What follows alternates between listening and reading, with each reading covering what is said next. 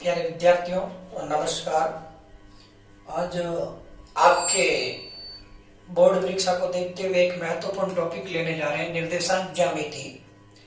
सबसे पहले आज मैं आपको इसके बारे में इसका परिचय बताऊंगा और महत्वपूर्ण चीजें इसके बारे में हैं उसकी हम जानकारी करेंगे। इसके बाद कल से आपके पाठ्य पुस्तक में जो अभ्यास पुस्तिका में प्रश्न उत्तर दिए गए हैं उनको सरल करेंगे। तो सबसे पहले निर्देशांक ज्यामिति होती क्या है, यानी ये किसी भी बिंदु की स्थिति ज्ञात करने के लिए इसकी जरूरत होती है। बिंदु की सही लोकेशन, स्थिति, किसी भी बिंदु की सही स्थिति ज्ञात करने के लिए इसका प्रयोग किया जाता है। जैसे आपसे कोई प्रश्न पूछे कि आपका विद्यालय कितना दूर है, तो फिर आप उल्टा उनसे प्रश्न पूछेंगे कि कहां से, मेरे घर से या मेरे गांव से। तो किसी भी, जैसे कोई ये बिंदु है, इसकी लोकेशन ज्ञात करने के लिए एक दूसरा बिंदु होना जरूरी है। उस बिंदु के रेफरेंस में किसी भी बिंदु की दूरी ज्ञात की जाती है, तो उस बिंदु को कहते हैं मूल बिंदु। मूल बिंदु या जिसको अंग्रेजी में कहते हैं ओरिजिन, इसलिए इसे ओ द्वारा व्यक्त किया जाता है, मूल बिंदु। अब क्या होता है कि जब किसी भी मूल बिंदु से, ये मूल बिंदु है, इससे कोई भी, जैसे एक बिंदु है ये, इसकी स्थिति आपको ज्ञात करनी है, तो आपको इसके साथ साथ दिशाओं का ज्ञान होना जरूरी है। दो डायरेक्शन चाहिए, एक तो इसके समांतर ये कितना दूर है और एक इससे हाइट में कितना दूर है। दो रेखाओं की होना यह जरूरी है। जब हम इसको समांतर, ये मूल बिंदु ये और ऊंचाई के साथ ये, इसको लंबाई में खींचते हैं, तो जहां ये दोनों एक दूसरे के लंबवत होनी जरूरी है 90 डिग्री पे। अब इसको अपन कहेंगे एक्स अक्ष जो क्षितिज होता है, और इसको कहेंगे वाई अक्ष, वाई अक्ष। और जहां से ये दोनों को प्रतिच्छेदित करती है, ये ओ, जिसको कहते हैं मूल बिंदु। मूल बिंदु ओरिजिन होने के कारण इसको ओ के द्वारा व्यक्त किया जाता है। तो इससे आपको दो बातें समझनी है महत्वपूर्ण, कि एक तो जो क्षितिज रेखा होती है उसको कहते हैं एक्स अक्ष, ऊर्ध्वाधर होती है उसको कहते हैं वाई अक्ष, और बीच में जहां काटती है उसको कहते हैं मूल बिंदु। अब मैं इसको अच्छी तरह से खींच करके कुछ चीजें आपके सामने और डिफाइन करना चाहूंगा।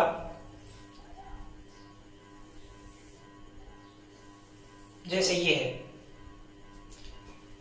अब तक आपको ये जानकारी हो चुकी है कि इसको एक्स अक्ष, एक्स एक्सिस, और इसको वाई अक्ष, और इसको मूल बिंदु ओ द्वारा डिफाइन करते हैं। अब महत्वपूर्ण बात क्या है कि जब हम किसी सरफेस या तल पर इन लाइनों को खींचते हैं तो इसमें चार भाग बनते हैं, पहला, दूसरा, तीसरा और चौथा। तो इस संपूर्ण तल को कार्तीय तल कहते हैं। इस कार्तीय तल में जो ये पहला भाग होता है इसको कहा जाता है प्रथम चतुर्थांश।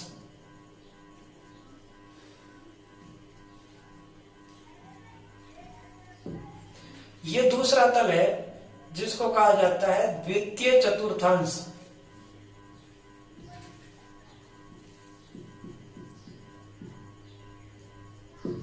और ये इसको कहा जाता है तृतीय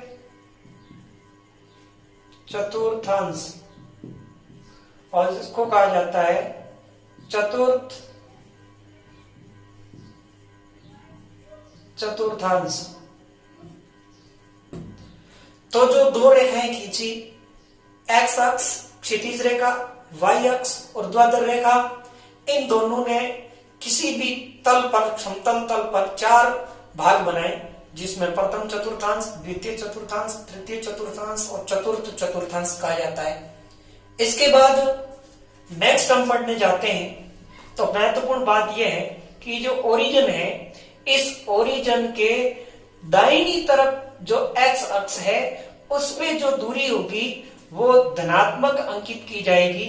उसकी जो इकाई होगी, जैसे 1, 2, 3, 4, 5, 6, 7, 8, 9 ये दूरी है, ये धनात्मक है।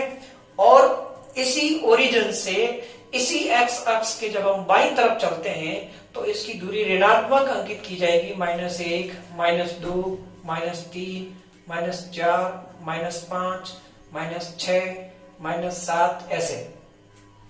इसी तरह जब हम y अक्ष पे इस ओरिजिन से ऊपर की तरफ चलते हैं तो ये दूरी धनात्मक आएगी, 1, 2, 3, 4, 5, 6। इसी तरह इसी ऊर्ध्वाधर रूप में y अक्ष के नीचे की तरफ चलते हैं तो जो दूरी आएगी वो ऋणात्मक आएगी, -1, -2, -3, -4, -5, -6, -7। अब जो प्रथम चतुर्थांश होगा तो इसमें एक बात हमें महत्वपूर्ण ध्यान रखने योग्य ये है कि इसमें किसी भी बिंदु का जो निर्देशांक ज्ञात करना है तो उसमें 2 यूनिट ली जाती है। एक तो x किसी भी बिंदु का निर्देशांक है, निर्देशांक लिखने का महत्वपूर्ण तरीका है वो है पहले x आएगा फिर y आएगा, x y ये इसका निर्देशांक है। यानी वो मूल बिंदु से x की तरफ कितना दूर है और y की तरफ कितना है। अब जब हम चिन्ह की बात करते हैं तो सबसे पहले प्रथम चतुर्थांश की बात करते हैं तो जो पहले x का चिन्ह लिया जाएगा, x है वो प्लस में है तो ये धनायन और y भी प्लस में है तो प्लस। फिर हम दूसरे चतुर्थांश की बात करते हैं तो पहले x पे जाते हैं, x ऋणात्मक है और y धनात्मक है। फिर हम तृतीय चतुर्थांश की बात करते हैं तो तृतीय चतुर्थांश में अब पहले x लेते हैं तो x ऋणात्मक है और फिर y भी ऋणात्मक है। और चतुर्थ चतुर्थांश की बात करते हैं तो x धनात्मक है और y ऋणात्मक है। तो आपकी परीक्षा में एक प्रश्न ये भी पूछा जाता है कि यदि कोई भी एक बिंदु है जिनका मान या वो इस तरह है, यदि ये चिन्ह है तो ये किस चतुर्थांश में आएंगे, तो हम कह सकते हैं कि ये प्रथम चतुर्थांश में आएंगे या ये किस चतुर्थांश में आएंगे, ये तृतीय चतुर्थांश में आएंगे। ये उल्टा भी आप कह सकते हैं कि पहला पूरा धनात्मक है तो तीसरा पूरा ऋणात्मक है। अब हम चलते हैं कुछ और बातें जो आपको यहां परिभाषा से संबंधित पूछी जा सकती है, वो ये है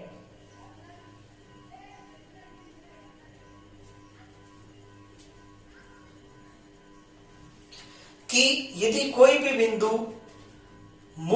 कोई भी बिंदु है वो ओरिजिन पर है, मूल बिंदु पर कोई भी बिंदु स्थित है, मूल बिंदु पर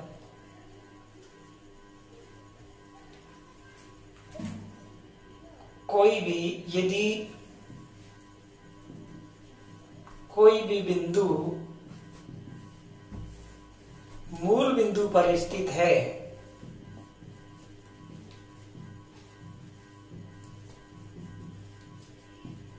तो निर्देशांक क्या होंगे, ये कई बार पूछे जाते हैं। निर्देशांक क्या होंगे, तो निर्देशांक लिखने का वही तरीका है, पहले x की मान लिखते हैं, मूल बिंदु यह है, यहां कोई बिंदु है इसका मतलब वो बिल्कुल x पर है तो x भी 0 और y भी 0।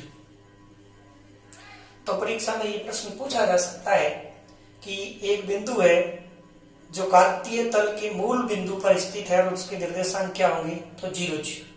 दूसरा प्रश्न, एक बिंदु x अक्ष पर है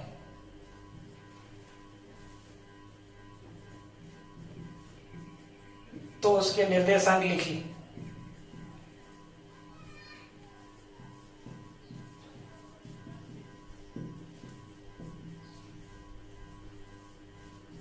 अब हमें पता है कि एक्स अक्ष पर एक्स वाली ये पूरी क्षितिज जो आपको लाइन दिख रही है ये एक्स अक्ष है। अब यदि वो एक्स पर है तो वाई न तो ऊपर की तरफ होगा न नीचे की तरफ होगा, तो वाई ऑटोमेटिक उसको 0 हो जाएगा। तो पहले हम एक्स लिखते हैं, एक्स लिख दिया, फिर कोमा वाई का मान 0, ये उसके निर्देशांक हो जाएंगे। यदि कोई भी बिंदु एक्स अक्ष पर स्थित है तो उसके निर्देशांक हो जाएंगे x0। इसी तरह का दूसरा प्रश्न, मैं x को हटाकर या y कर दूं, एक बिंदु y अक्ष पर स्थित है, यानी पूरी इस लाइन में है वो, तो उसके निर्देशांक लिखिए। तो अब y पर है, इसका मतलब x की तरफ ना तो बाई तरफ होगा ना दाई तरफ होगा, कोई डिस्टेंस नहीं होगी, इसलिए पहले वही लिखेंगे। लिखने का तरीका होता है x पहले लिखा जाता है तो x का 0 और y का y, क्योंकि y का दिया हुआ नहीं है, y पे है वो कहीं हो सकता है, तो 0y। यानी मूल रूप से 3 प्रश्न ये बन सकते हैं यहां से। यदि कोई भी बिंदु मूल बिंदु पर स्थित है तो उसके निर्देशांक 0 0, x पर स्थित है तो x 0, y पर स्थित है तो 0y। उसके बाद एक प्रश्न कई बार ये पूछा जाता है, पिछली बार 10वीं की बोर्ड परीक्षा में ये प्रश्न पूछा था। प्रश्न ये पूछा कि एक बिंदु के निर्देशांक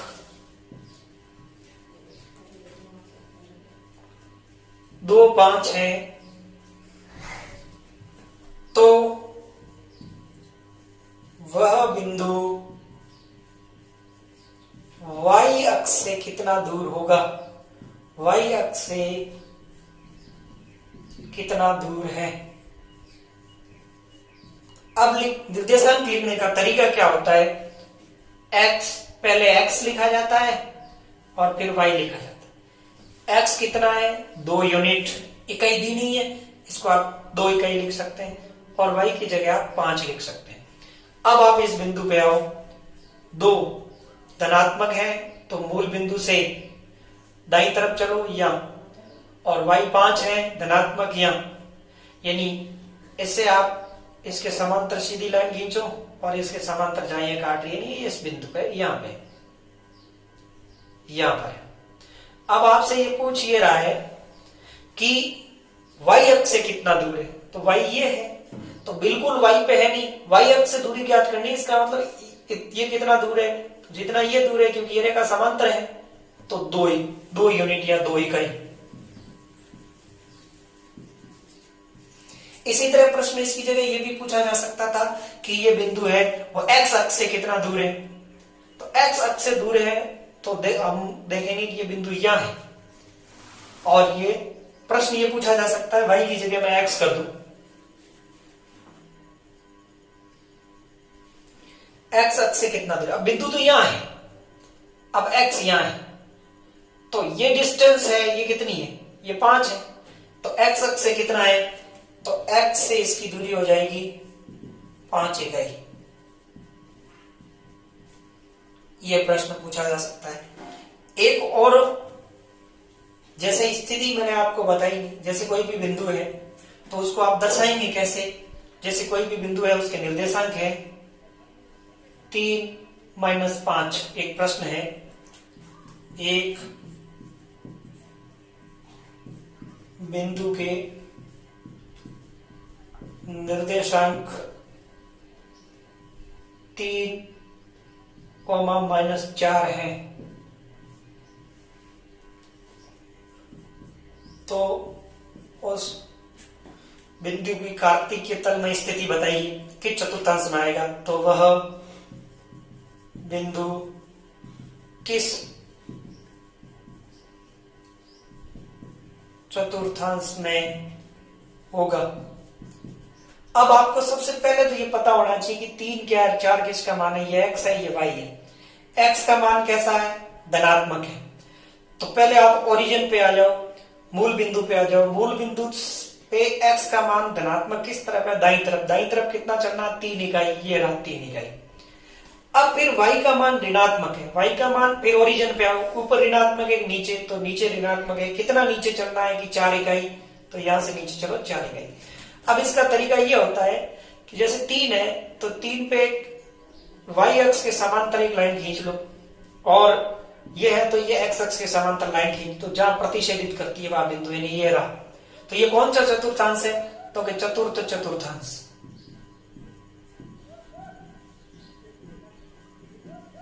तो इस तरह आप इसकी लोकेशन ज्ञात कर सकते हैं। तो इससे संबंधित मैं आज आपको 5 अभ्यास प्रश्न दूंगा, जिसको आप को हल करना है, हल करके इससे संबंधित आप निकाल सकते हैं। तो सबसे पहला प्रश्न है आज के आपके प्रश्न नंबर 1।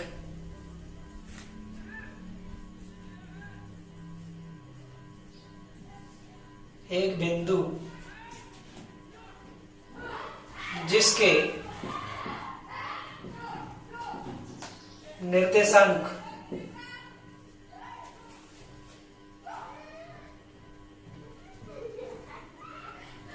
-4, 5 है, तो वह बिंदु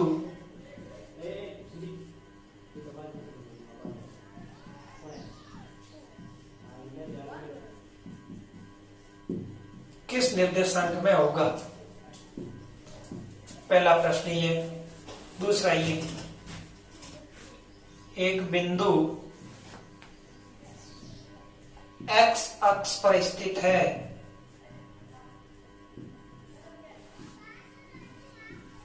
तो उसके निर्देशांक लिखिए।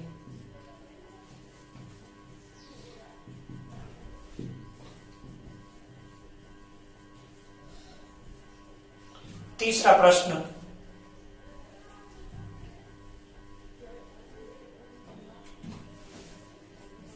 y अक्ष पर स्थित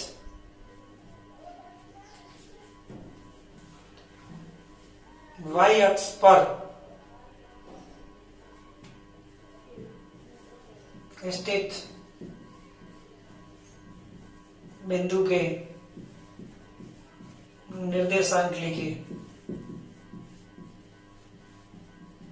चौथा प्रश्न, मूल बिंदु पर स्थित बिंदु के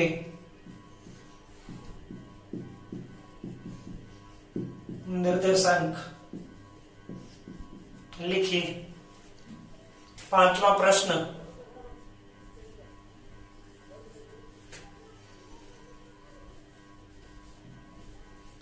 ए के निर्देशांक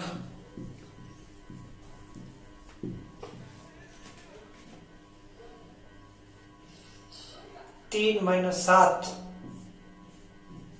है, तो ए की y से दूरी ज्ञात कीजिए। छठा क्वेश्चन, बी के निर्देशांक -3 -4 हैं, तो बी की या y अक्ष है, बी की x अक्ष से दूरी ज्ञात कीजिए। ये 1 नंबर का प्रश्न पूछा जाता है इनमें से। ये प्रश्न आपको हल करने, कल हम इनसे संबंधित जो आपके पाठ्य पुस्तक में प्रश्न है उनको सॉल्व करेंगे। धन्यवाद।